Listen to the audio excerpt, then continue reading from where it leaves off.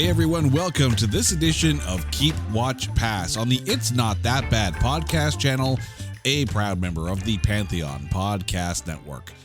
We have a fun one for you because if you have listened to any of our shows, you kind of know that I'm a little bit of a geek, a little bit of a sci-fi nerd, and I fully own that, wear that proudly on my sleeve. And luckily, I know someone else who is as well. Joining Keep Watch Pass for the first time is Greg from Movie Date Night. Greg, how you doing, man? I am doing fantastic. In fact, I'm feeling out of this world. Hey! I'm still surprised you came back after the last Grading on a Curve episode. Well, I had to do something fun after that because, as we said on there, bleep you, Jason. The beeps came in handy. Let's put it that way. I told you to get ready, and you were ready. So. We were definitely ready. I am ready for this one, though, because you pitched a fun topic. So we are talking about alien invasion movies. Now, Greg, before we actually recorded this episode, laid some ground rules down. So, Greg, you want to drop the rules and let them know what they're going to be dealing with? Because I was afraid just saying alien invasion might have been too broad. And if you look up a lot of lists for alien invasion stuff, it has things where, okay, on paper, you could say aliens and there was an invasion, but like that's not the focus of the movie. That's not really what it was. So I gave it 3 rules we had to follow for this list. So I'm actually trying to box you in a little bit here. And I have a movie specifically I'm going to cite for each one of these rules for why I said this rule. Number 1, aliens must be invading Earth, not the other way around. Example, Starship Troopers. That's actually on a lot of alien invasion lists, but aliens don't really invade Earth. Yes, they make one good swipe at Earth, wipe off, I think it was Buenos Aires. It was Buenos Aires. It's not really aliens invading. It's more just a war with aliens. So I didn't want that. I want aliens coming down and like being among us on our own turf.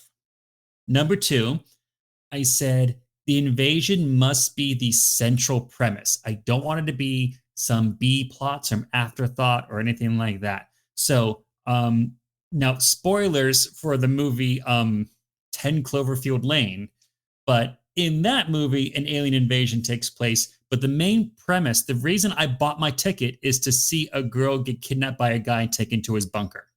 That's really the main deal, the main meat and potatoes of that movie. The alien invasion's like the behind the scenes after show kind of deal.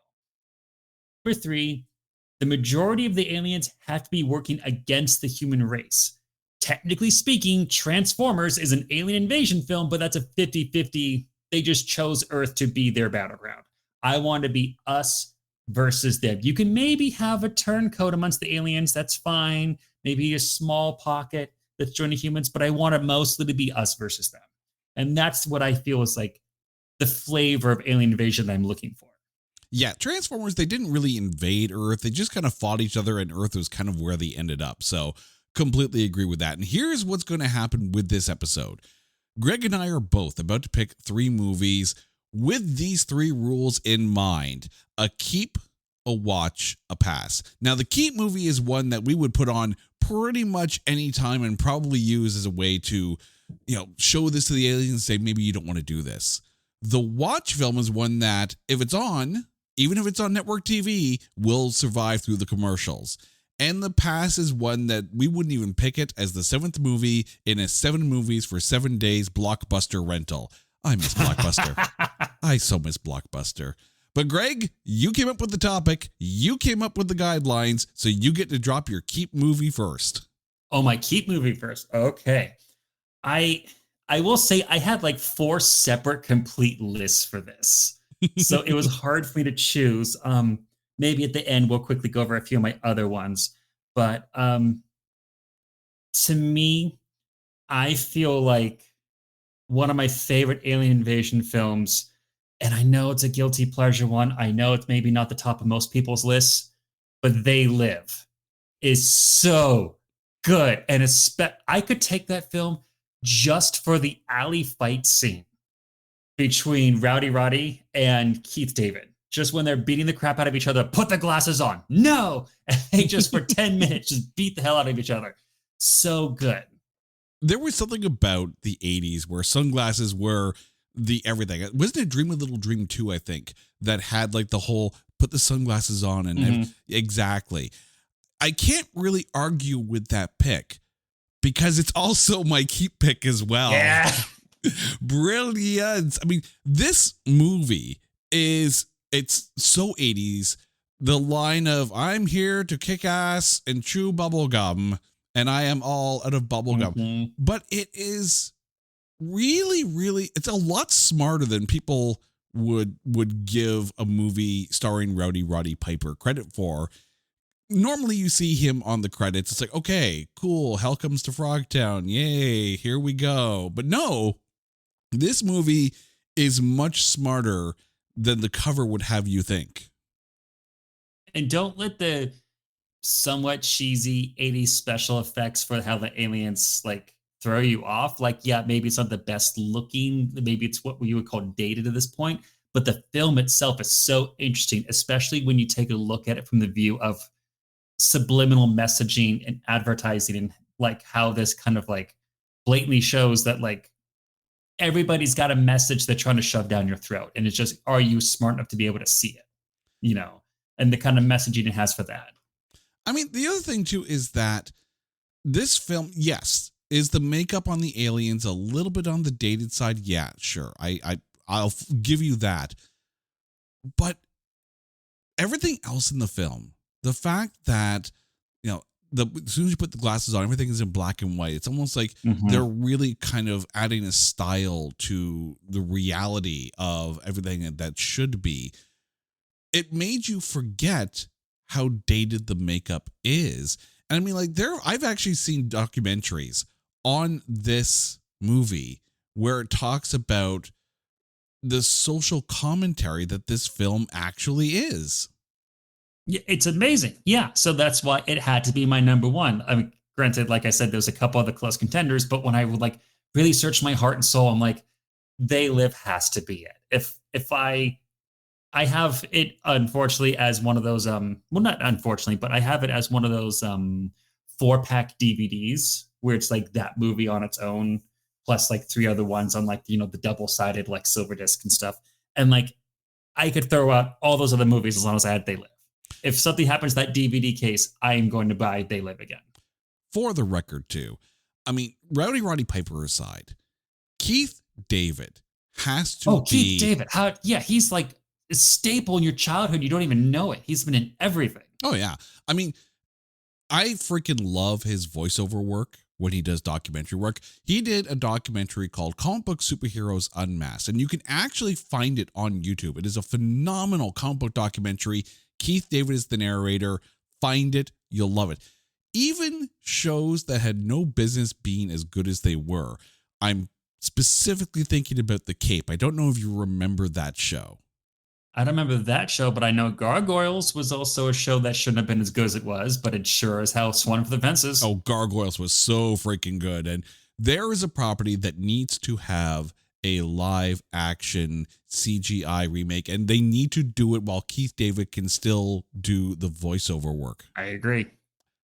Now, since you picked my Keep movie, the ball comes to me for my watch film. I'm now curious to see if we're going to match up on the rest of these. I guarantee you we're not, because I went pretty niche with my other two. Well, my watch film is Battle Los Angeles.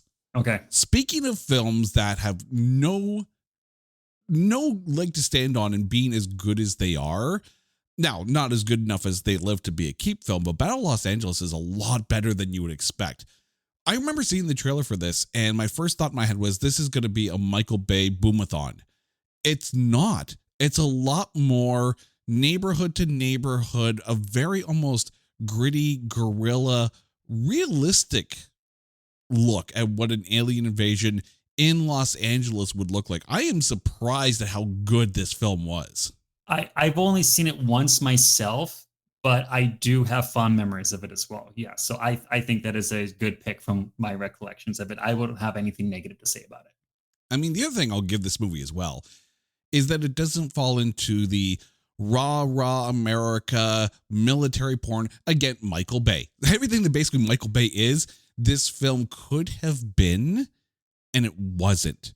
And I'm sure that probably affected the box office and people going to it because it's like, oh yeah, well, it's not Transformers, which is really kind of what people were probably expecting. Yeah. It's better than that. It's that whole guerrilla realism, like fighting amongst the, what was the movie? I think it was like 1917. I think the movie was. It basically took place in World War I or World War II. I can't remember, but the whole film was made to look like it was filmed on one camera.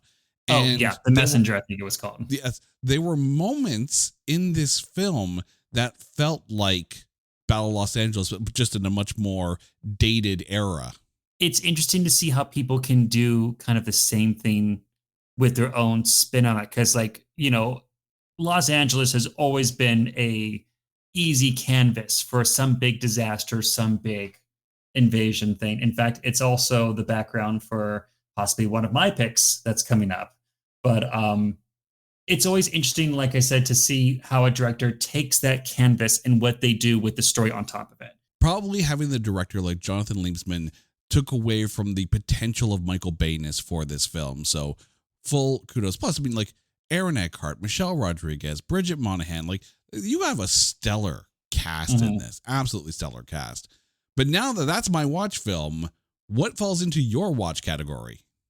My watch is a relatively recent one that came out. And I know some people might say, oh, recency bias, but I actually think if you look at the film deeper, it's got a lot more going on. So I wonder if you've even seen, Jason. It was a Hulu original and it's called No One Will Save You. Oh, no, I haven't seen this one yet. So let me give you the premise for it. No One Will Save You follows this woman who is living on her own in like this 3-story level house, like a big house she inherited from her family, and her nearest neighbors are going to be like a 5 to 10 minute walk away. It's like, I don't know the exact part of the country, but it's like not in a big city, kind of like more rural kind of area, and she gets invaded by an alien like a tall gray is in her home, and she by freak chance happens to kill it. And so she goes to town to try to talk to people. But the problem with this movie, not the problem with the movie, the problem with her is that she has crippling social anxiety. So whenever she goes to talk to someone, she gets all this paranoia and fear over her, and she can't get the words out. She's literally at the cop station and she can't say anything.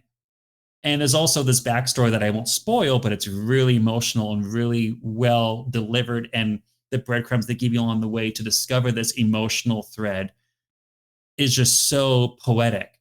But what's amazing about this film is the emotions this actress portrays on the screen. In the entire film, she doesn't say a single word, as far as I can remember. It is an almost 100% silent performance. She does a few guts and grunts, but like it is almost completely silent just because of crippling social anxiety. Okay, you've sold me. I need to watch this. And I think the interesting thing too is that when you have a movie like that focuses more on the person, the individual, as opposed to the epicness of the situation. And I think that's why 10 Cloverfield Lane, had you not put those rules in, would have probably been on a lot of people's lists if they're playing along with the game here, because it was so good and John Goodman had such a very, very creepy role. I love when you have smaller stories in bigger events, and that's when you get a really, really great story. Yeah.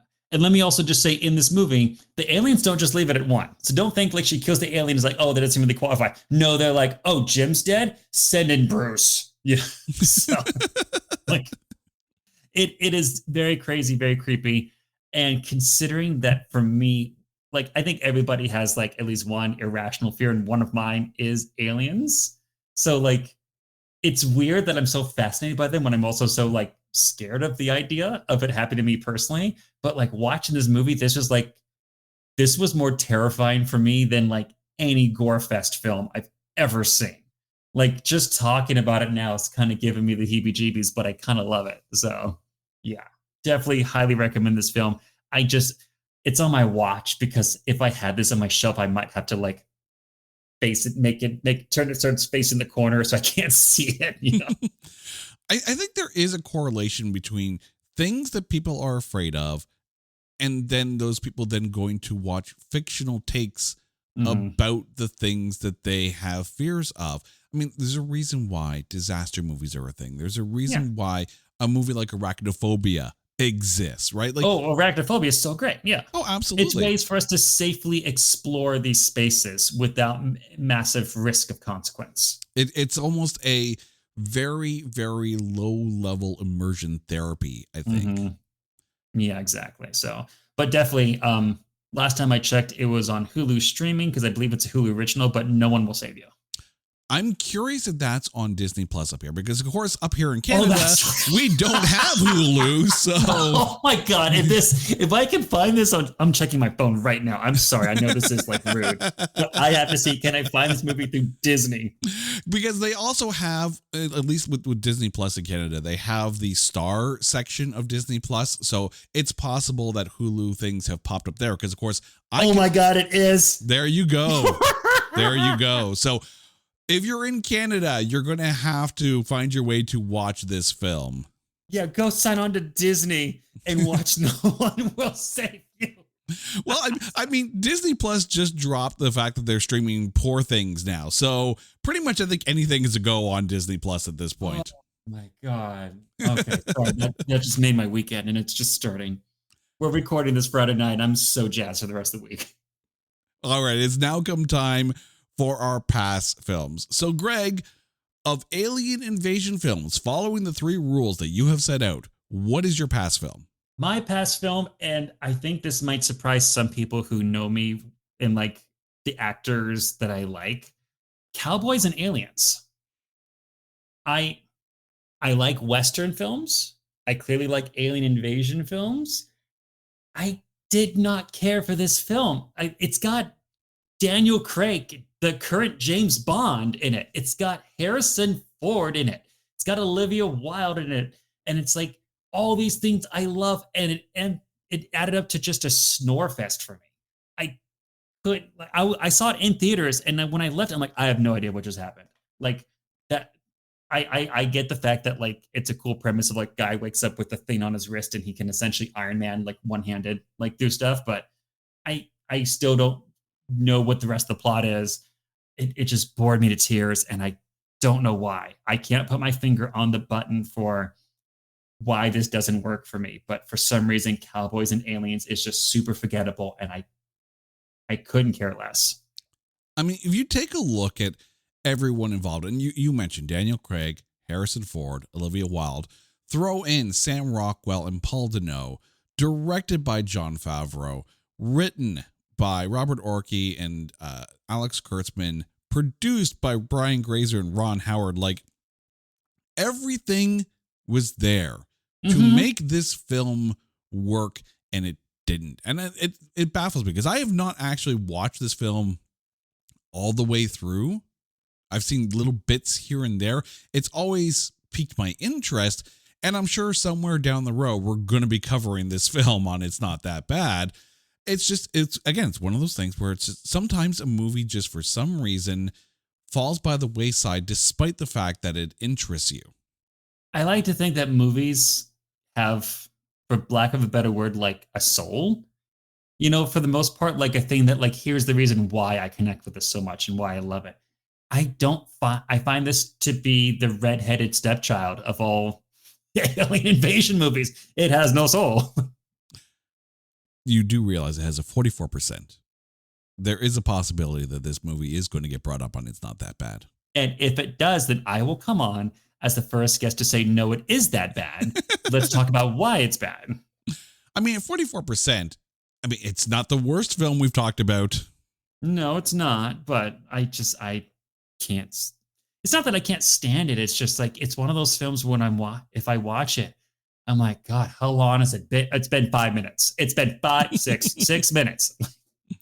Curse the one that invented time at that point. Yeah. All right. So my past film, and I'm passing this one hard, is the Tom Cruise War of the Worlds film. Yep. That was my second choice for the past. Yep.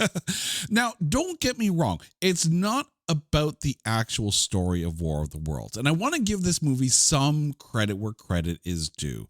The look of the tripods and the almost the ambiance of the film, I think worked. I think they got a good tenor for the fear induced from the tripods, from the aliens.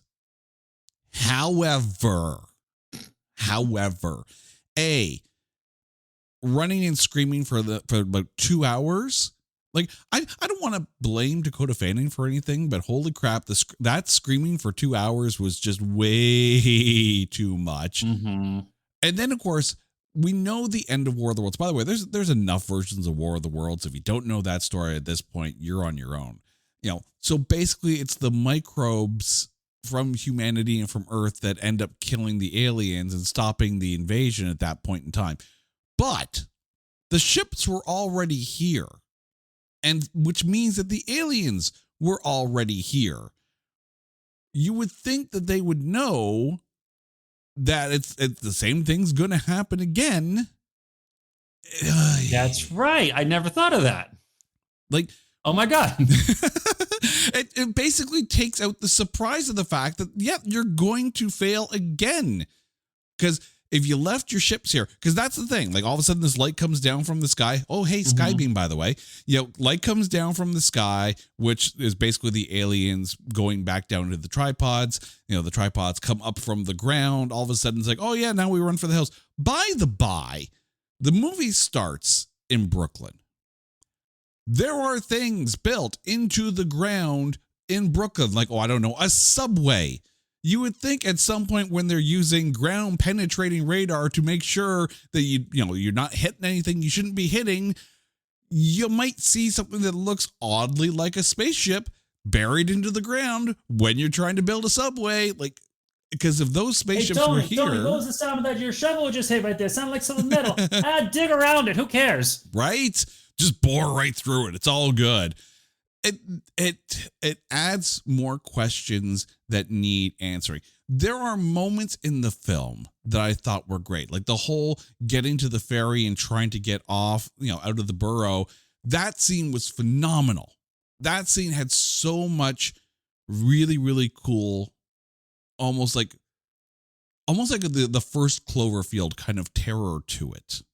Because of course it's focusing on everyone running away from the tripods. The sound design, that kind of noise whenever they show, that part was great. But I just could not get over 2 hours of running, scream, a lot of screaming. Tom Cruise, like literally like completely and utterly on edge, like he's coked out for like 2 hours. Don't need it. Exactly. The movie itself has a few good parts. And I think one of the things it does really well is this sense of hopelessness against this invasion. Whether they are in their tripods and they're looking up, it seems like 30 feet, 40 feet at this massive thing and there's no way to attack it. Or even in that scene in the basement where one alien is walking around. And almost like that scene from Jurassic Park with the kitchen scene where I forget who's hiding. I think it's the girls hiding in the basement. Maybe Tom Cruise is down there. But like they're trying to avoid this. But like even this one alien on its own feels like such a strong and like inevitable force that there's no way they can counteract it. So they just have to hide. I think the movie does that well. But yeah, the rest of it is blah. And I will say, I live in Southern California. And so sometimes we go to Universal Studios and they have that backlot tour, where you can go by the mechanical Jaws shark and go, oh, it's scary and stuff. But one of the things they have there is they actually have the plane that they wrecked for this film, where like it's like the plane that's like snapped in half and they filmed like, oh, we filmed here and stuff. And I'm like, okay, I get that you put out there when like the movie was fresh and new, or maybe you kept it around for the next couple of years, but it's still there. And I'm like, who cares about this anymore? Like, you guys have taken out other stuff that was cooler, like the miniature sets they used for King Kong 2005, which was cooler because miniatures are always interesting.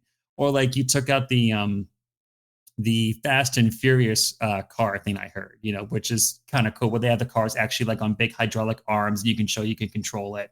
And it's like, it looks like a dangerous strip, but it's not. But yet you keep the just airplane that you cut in half and just spill trash everywhere. Like that's what you keep. Okay. Also, listeners, if you have listened to our episode on Cocktail that was released recently, we talked about this, where Tom Cruise has occasionally been put into films where he plays someone who is just not a likable character. And You mean all the time? Yes.